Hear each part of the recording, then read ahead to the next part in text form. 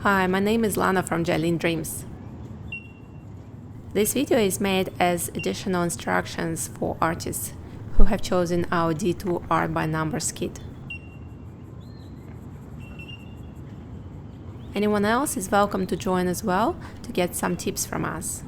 The paint by numbers stage is pretty straightforward. Just fill in the shapes with paint, following instructions on the canvas or color diagram A. You might find the following tips useful though. In the areas with lighter colors, fade the lines and numbers on canvas with white gesso provided in the set. Let it dry for at least 10 minutes. To achieve saturated colors, apply 2 to 4 layers with drying time of 5 to 10 minutes between them.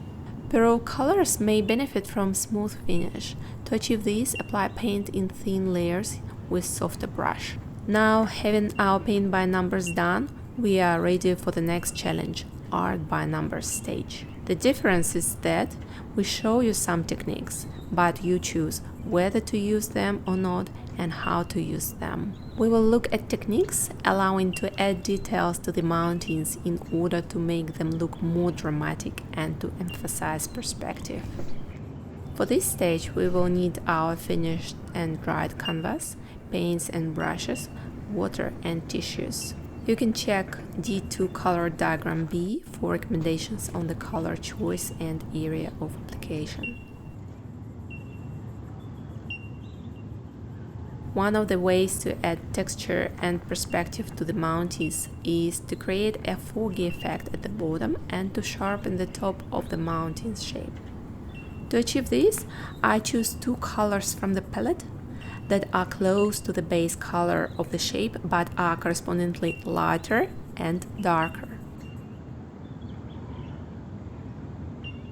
For the mountain shape painted with dark blue number 3, I choose light blue number 7 to apply at the bottom.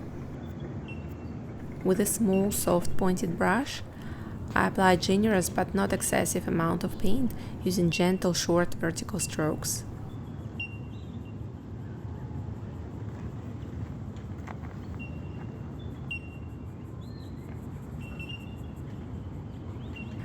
I apply thicker layer at the edge of the shape while almost feathering it out closer to the center.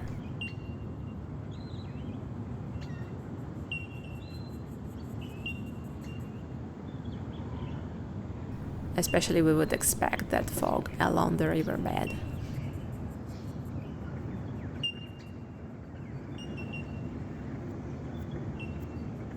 In the same manner, I apply light green number 5 at the bottom of the light blue mountain shape, followed by the even lighter color number 6.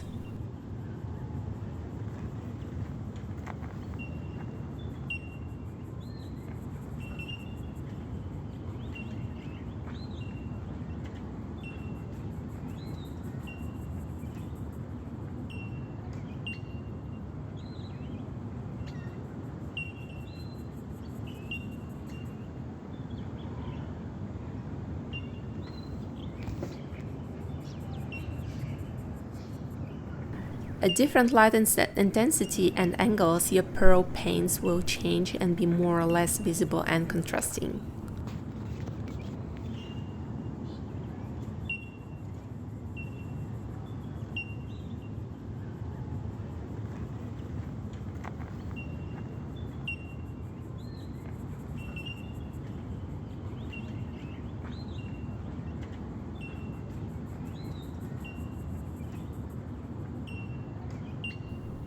On the top, on the other hand, I use darker blue number 3 and apply vertical strokes downwards from the edge of the shape. It is important not to apply too much of paint to achieve different levels of transparency.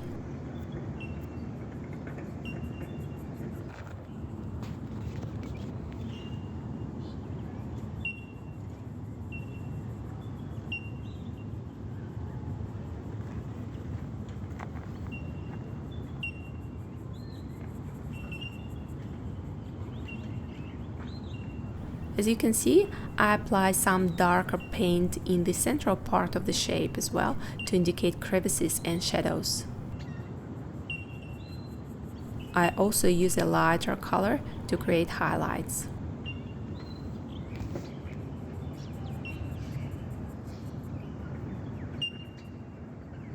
I do the same with the distant mountain shapes that are painted dark and light green. The lighter colors are applied to the bottom and the darker ones to the tops of the shapes. This is an easy way to create volume and blend the colors in a way that connects the separate shapes of the landscape, creating a more natural yet dramatic look.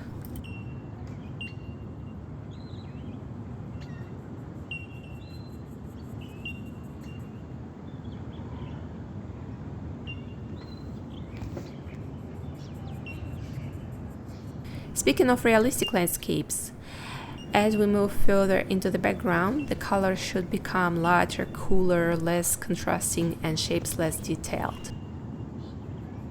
Color-wise, I'm breaking some of these rules to give the landscape slightly surreal look.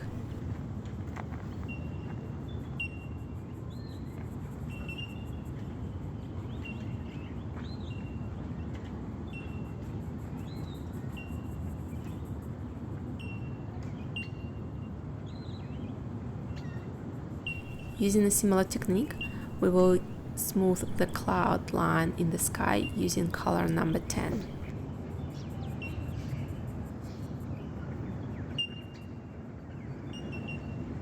I also apply sharp diagonal lines to show the rainfall far in the distance.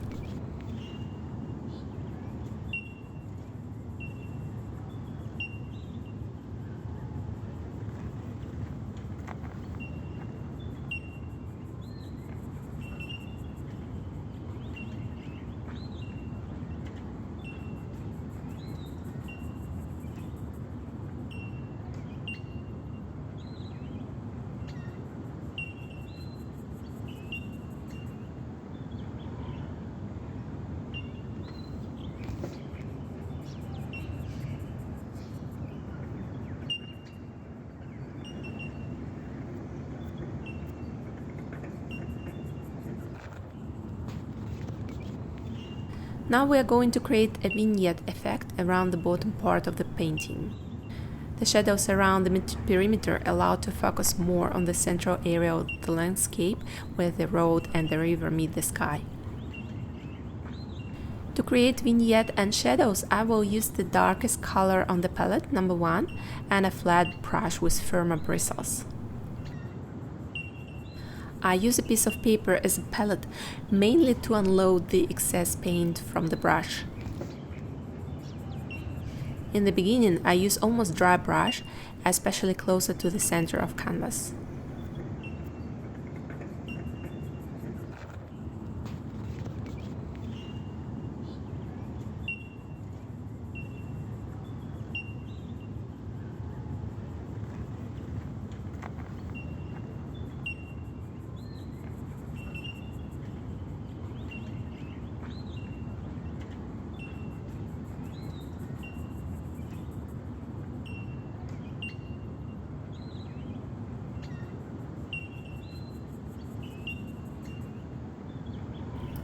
I gradually build up value from the edges to the center, making shallow strokes.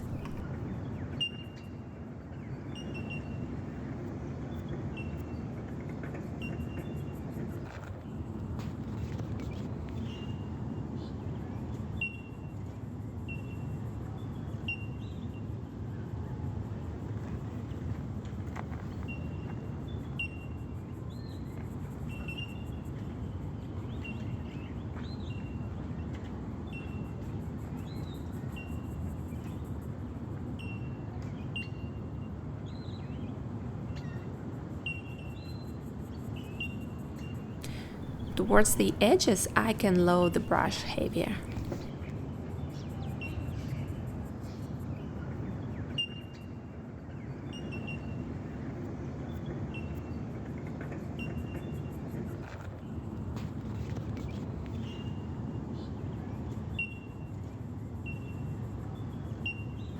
Lightly tapping or brushing the surface prevents working the paint deep into the canvas, and allows to use its texture to add tiny details that look very special at closer inspection.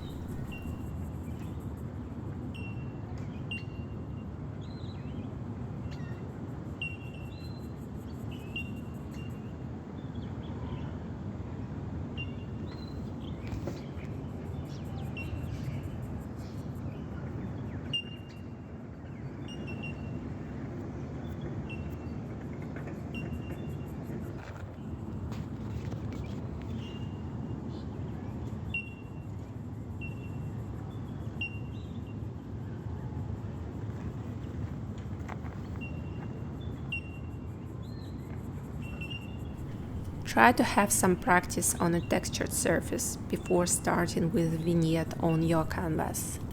This can be a piece of textured paper or even the side of your canvas where later it will be concealed with frame.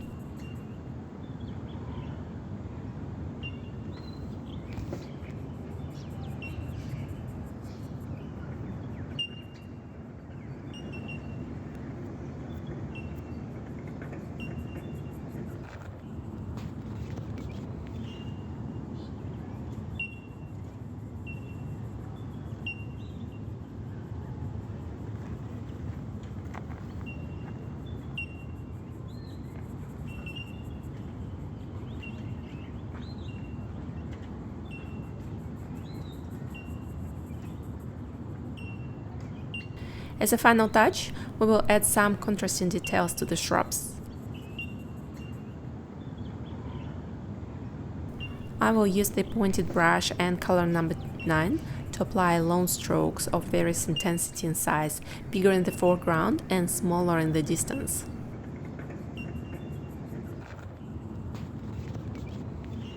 You can decide if you prefer with or without the highlights and on their amount. Personally, I like how they are contrasting with the deep velveteen color of the shrubs.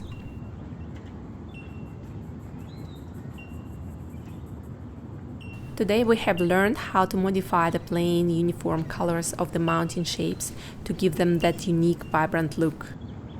Now this artwork has become much more personalized, and we hope it will make a great gift for yourself or your loved ones. Thank you very much for watching this video. We will appreciate your feedback in the comments. If you liked it, please click on the like button, and we invite you to check out other tutorial videos on our channel. Create and have fun!